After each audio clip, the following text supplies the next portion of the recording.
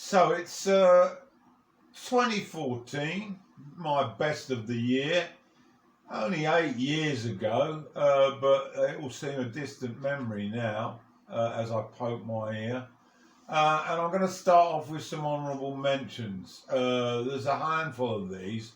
Quite a number of albums this year. I'll be honest, I haven't listened to sufficiently to make any comment.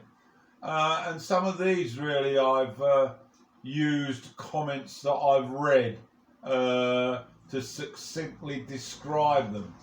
So let's get started. First honourable mention is Artificial Age by Prince. Some of the best songs here are slow jams like The Wishful This Could Be Us and Breakdown, which sounds like one of the most personally revealing tones Prince has ever recorded. Quote, waking up in places that you would never believe.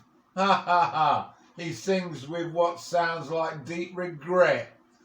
Give me back the time, you can keep the memories, he says, or sings, as the strings lift the song out of the depths and laser beams fire at the edges of the music.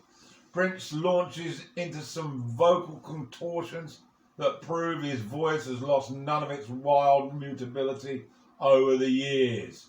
Great stuff, but didn't hit the 10. Next couple of honourable mentions, Listen by the Cooks. Got into this band over the years, Britpop band. This is their fourth offering, and they've done a little bit of exploring on this one. There's still the bubbling bass line, the scratchy slivers of guitars, deliciously syncopated hand claps and percussion. And there's a woozy part of trumpet and jazzy keyboard solo thrown in, which suggests that, is this really the Cooks? Well, yeah, they've developed and they've moved out of Britpop school. The Cooks were never the critics' favourites, however, but Pritchard's catchy sing-along songs struck a chord with listeners. Their '06 debut, Inside In, Inside Out, sold 2 million copies. 2008 follow-up Conk went straight to #1, and that was as good as it got, however. Their third album, Junk at the Heart from 2011, bombed a bit and confirmed critical suspicions that they're even more smoothly honed second generation pop was really only scraping into the top 10. I love this one though, and I like those other albums. Next honourable mention, and earlier it struggled to get in, U2's Songs of Innocence.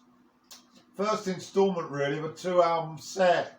If you like Songs of Innocence, Bono wrote, stay with us for Songs of Experience, which was due to arrive quickly after. However, 3 years went past before it arrived, and there is a review of that particular album on my channel, and I'll put the link below. This is pretty listenable, but not the grand return they clearly craved for. The best moments usually involve Danger Mouse in the production studio, the lulling synth pulse of Sleep Like a Baby Tonight, and Raised by Wolves, potent smarting evocations of the 74 Dublin and Monaghan bombings. Still, U2, they always deliver a reasonable sort of quality of music, and this one is no exception. Next couple, this one's a bit of a surprise probably to some of you. Black Messiah by D'Angelo. Very much dubbed the R&B Jesus after his first album, which was a mere 14 years previous to this. He's back with some new material, and I have to say, I like it. Among all its many interpretations and meanings, social justice is at the head of the queue. The state of the black community is key, both as the catalyst of Black Messiah's release and the principal concern of an album not just in its lyricism, though the charade is a blunt statement on the mortal toll of enduring racism in America, as you're likely to hear. It's a musical sprawl, and to call Black Messiah a great anthology of black music would be true to an extent, and I like it, and it grows on you. Next up, another black artist. This one's female though. Her name's Kellis, and her new offering, Food. It sports a cover that doesn't seem nearly bright or colourful enough to reflect its sound. It's an eclectic and modern sounding synthesis of classic pop and rhythm and blues, with a lot of friskiness, some funk, and even a little twang. There's some strings, horns and brass arranged neatly by Todd Simon, and they're a major part of the album and match up well with the slightly scratchy and simultaneously sportive and sincere qualities of Kellis's voice. Check it out. You will not be disappointed. These albums that have happened in the last decade or so, I've spent very little time really listening to them in depth, and so these honourable mentions are a bit longer than perhaps what you would expect. The next one I want to look at is called The Breeze, and it's a tribute to J.J. Cale, who died just before this was completed. And it's Eric Clapton at the helm, and it's got some smashing songs on it. Call Me the Breeze, Lies, Magnolia, Crying Eyes. A number of them from the album that I consider J.J. Cale's best, Naturally, reviewed on this channel. Description link below. And for this album, he puts together his usual collection of mega stars. He plays dobro and guitar and sings. He's got Tom Petty chipping in on vocals, Mark Knopfler on vocals and guitar. There's also a contribution from John Mayer, again with his vocals and guitar. Willie Nelson pops in as well, as is the lesser known Don White. Derek Trucks, Albert Lee, David Lindley, Reggie Young, all on guitars, as is Doyle Bramhall II. And we get some pedal steel guitar, harmonica, and some nice background vocals from Michelle Leon and Sharon White. And the drums, well, a good set of drummers share out the material. Jim Keltner and Nathan East appear, familiar names in Clapton's bands, and it's a beautiful piece of music recalling the magic of J.J. Cale. Get to listen to it. You'll enjoy it. Some more honourable mentions. Bold and almost jarringly confident, this fourth record from St. Vincent. It doesn't sound like it was recorded here on Earth. That's the problem. Its songs sprout with their own strange, squiggly life forms and are governed by almost unfamiliar laws of gravity. Check out the first one, Rattlesnake, a song that's bare, craftworky, and full of imagery that is somehow both Edenic and post-apocalyptic. Benji by Sun Ki Moon. This is an interesting album, focusing on mortality, a topic that rears its head inside my skull on a daily basis. It refers to toddlers that die, teenagers that die, adults and the elderly, and they die of natural causes and in freak accidents. They die on their own, they die by the dozens, they die as handicapped children, single parents, grandmothers, serial killers. They die out of mercy, and they die long before they're due. So you can get the gist of this album if you really do want to get those handkerchiefs out or those tissues, put this one on. But you'll be happy to know that rednecks also die. And although they might consider them to be respected men, they die in disgrace with the white collar kids. So there we have it then. Benji, Sun Ki Moon. Probably wondering whether we're going to get onto the top 10. Well, I'm probably going to break this video down into honourable mentions and the top 10, not put them together, otherwise you'll all fall asleep.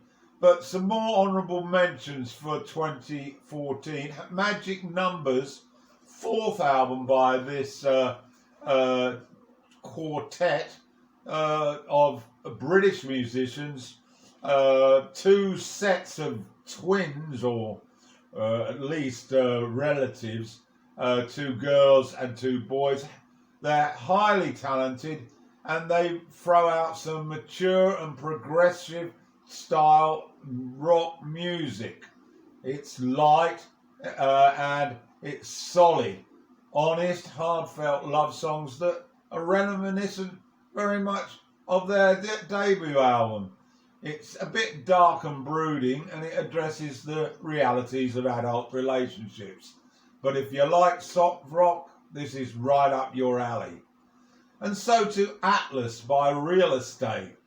Pretty alt rock here, played effortlessly. It didn't do a lot for me the first time I heard it, but repeated listens and I've started to tap my feet. There's some covers on Mortality Again, Passing of Time, Loneliness comes in, but their third sounds excellent, so check it out. All of these honourable mentions, of course, do deserve further plays. That goes without saying.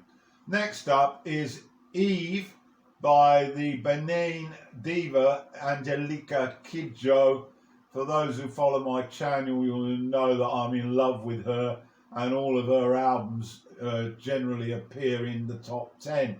This one just failed, basically because I hadn't played it that much. It's dedicated to the women of Africa and named after her mum, who makes an appearance singing as a childhood favourite. Also featured are 10 African choirs, mostly from Benin where she was born, and the expected array of celebrity guests. The results are lavishly produced, cheerfully upbeat set with the massed vocals matched with bubbling keyboards, guitars and percussion. And the Kronos Quartet and the Luxembourg Philharmonic somehow fight their way into the mix. God knows how they fitted them all in the studio. Kidjo slows down to show off her soulful vocals on the title track, but she's at her best on the rousing Columbu, which features some fine piano work by one other than Mac Rabenek, otherwise known to you as Dr. John. Okie dokie, post-tropical. This is James Vincent McMorrow. Never heard of him. Well, I have now. He's an Irish singer. And this is his sophomore effort, post-tropical. And it's an album that seems suited to such seasons that he equates beautifully. It's a bit of a winter album, this one, in ways that go beyond its release date, with lyrics about elements of frost and cold air and taunt pensive songs that carry a pristine stillness. There are spare open moments of longing vocals over solitary piano notes and stabs of sunny revelations in the periodic horn arrangements and cymbal crashes. Above all, post-tropical is pretty. It's also the type of music to grow with for a while as a personal soundtrack, it's a companion for a few months that one might fondly check in on from time to time later on. So give it a listen. Post-tropical, James Vincent McMorrow. Last honourable mention. It took some time before I decided to throw this one in. It's an album that probably a lot of you actually are familiar with. It's called Endless River. It's by Pink Floyd. I believe that this now actually has sealed the coffin on the lid of Pink Floyd.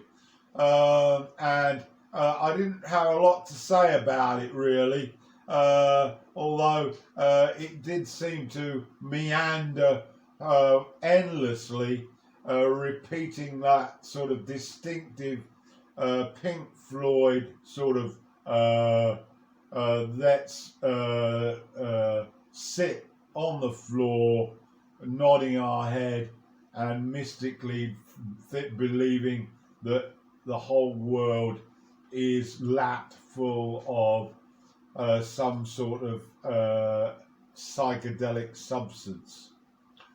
There is one other that I'm going to shoot in alongside this, and it's Ghost Stories by Coldplay, and this is Poor. Martin's lovely as ever vocals are still a standout here, and it chronicles his own pain and breaks sometimes into an appealing birdsong, but it's a wordless pitter-patter that marks the chorus of the record's pleasant enough lead single Magic. The songs are unmemorable and very poor indeed. So on that note, we're now going to get into the next video, which I'm going to concentrate on the top 10.